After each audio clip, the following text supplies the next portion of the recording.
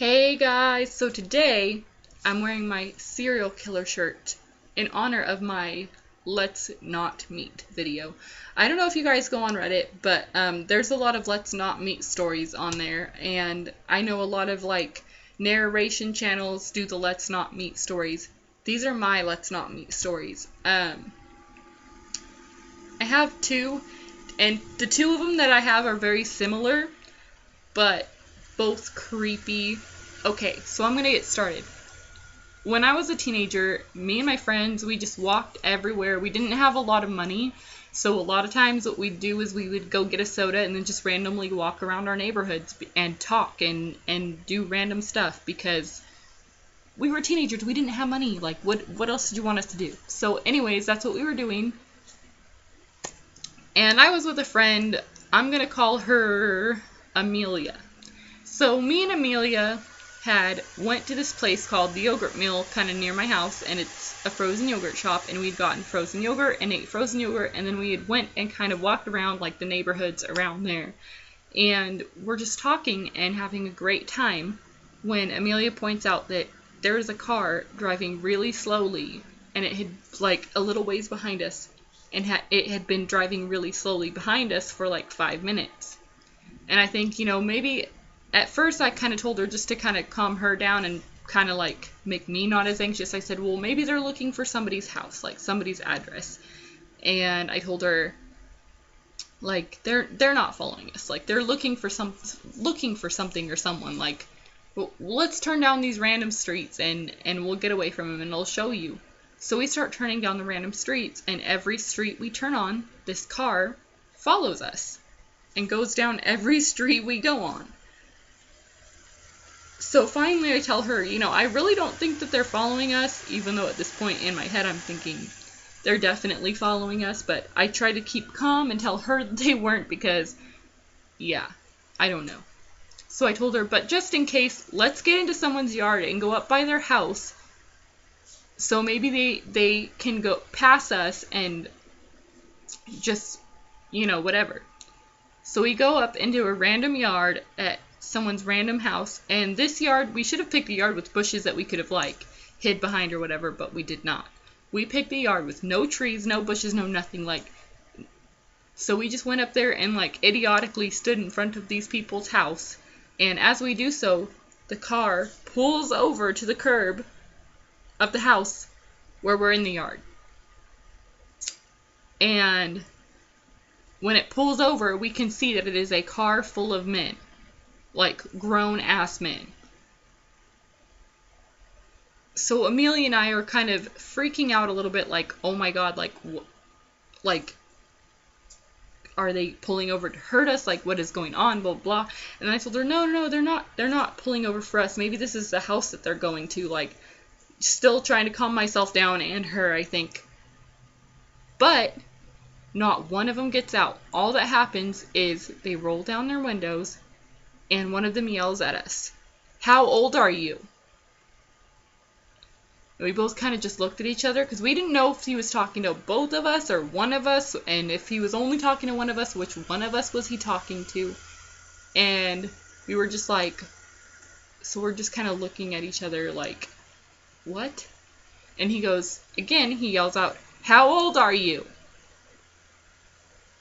So, again, we both kind of look at each other and kind of look at him, and I said, why? And he goes, just how old are you?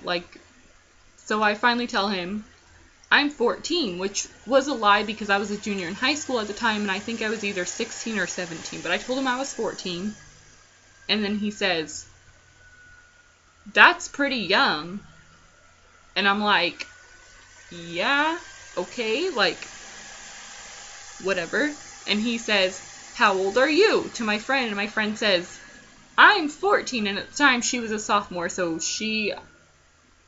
I'm not really sure how old exactly she was, but I know she wasn't 14. I know she was at least 15.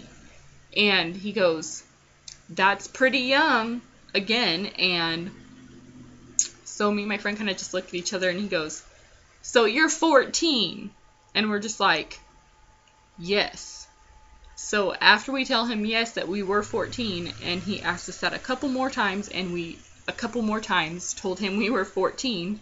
He rolls up the window, turns around, starts talking to the other guys in the car, rolls down the window and goes, "Have a nice day, ladies," and drives away. I don't know. I didn't know what that was about, but I was glad I had my friend with me that time. The second time is a very similar story, but that time, I don't know. It was just kind of weird. So the second time, again, it involved a guy following me in his car.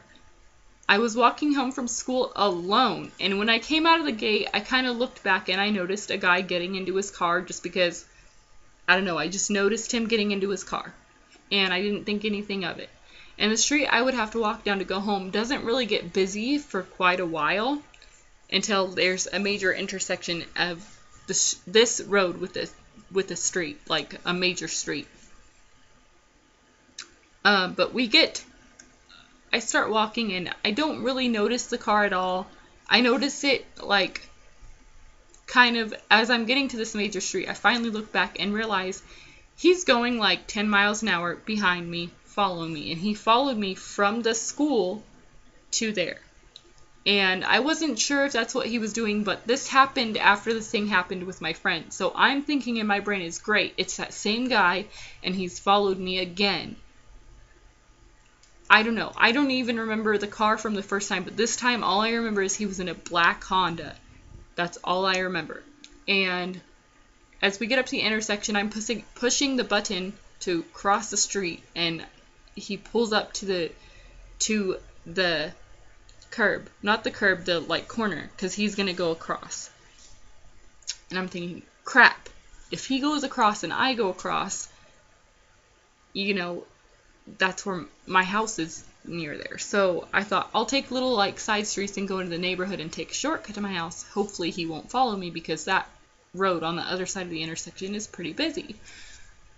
So he's sitting at the corner. All of a sudden I hear him going, "Hey, hey, hey," and he's like yelling. So I start looking around thinking, please be someone else like around here. And he's yelling out his window. And then I realized he was yelling at me.